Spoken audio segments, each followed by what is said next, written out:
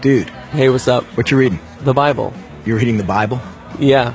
Dude, why are you reading the Bible? For class? No, I just... Okay, so you're just reading the Bible. You're just sitting here in a coffee shop in the 21st century using state-of-the-art technology to read ancient myths for no reason whatsoever. Well... Tell me something. Are you one of those super religious people who thinks Jesus actually rose from the dead?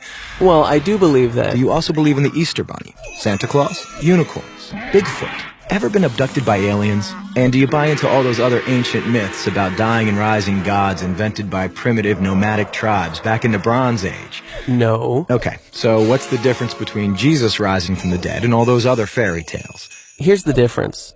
My belief in the resurrection of Jesus is rational. It's based on historical facts. Facts? What facts? Well, first, Jesus died by crucifixion. Whoa, hold on. We don't even know if Jesus existed.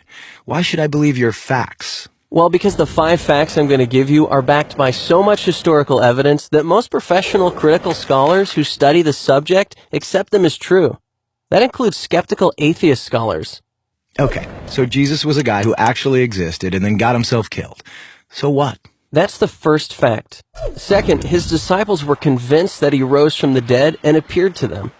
Third, Paul, a sworn enemy of the early Christians, suddenly became a Christian. Fourth, Jesus' skeptical brother James also became a Christian. And fifth, the tomb where they put Jesus' body was empty.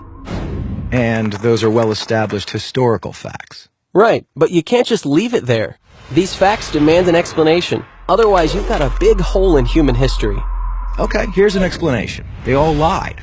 It was a conspiracy, the most monumental prank ever perpetrated. His followers stole his corpse from the tomb and then started telling everybody he was alive. That's the conspiracy theory. The problem is it doesn't explain the facts. How do a few spineless fishermen, cringing in fear for their lives, subdue a bunch of well-armed, professional Roman guards, roll away a 2-ton stone, steal a body, then hide it from a city swarming with people trying to find it? And why would they do it?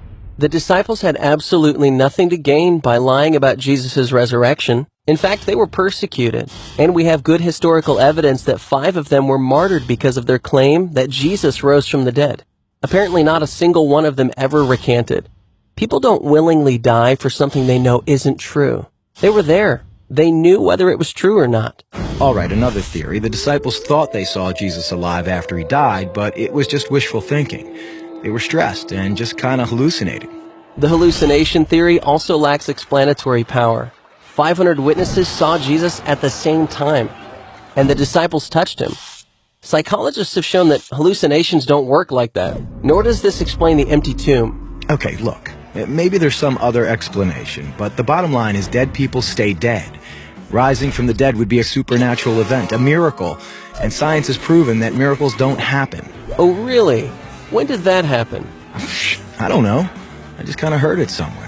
Science has not disproven miracles. In fact, that would be impossible. Why? Science deals exclusively with natural phenomena, physical matter and material processes, right? Yeah. But a miracle, by definition, is not a natural phenomenon. It's supernatural. So a supernatural event would lie outside the boundaries of science. It's logically impossible for science to throw out any hypothesis that lies outside its boundaries. why have I never heard this stuff before? I don't know. Maybe because it's scary? Scary? Yeah. As long as Jesus rising from the dead is just a fairy tale, like Santa Claus and unicorns, it doesn't threaten my little world. But if it's a fact, if he actually did rise from the dead, that's huge. It's a total game changer. And that's why it's so hard to think about it objectively. Whoa.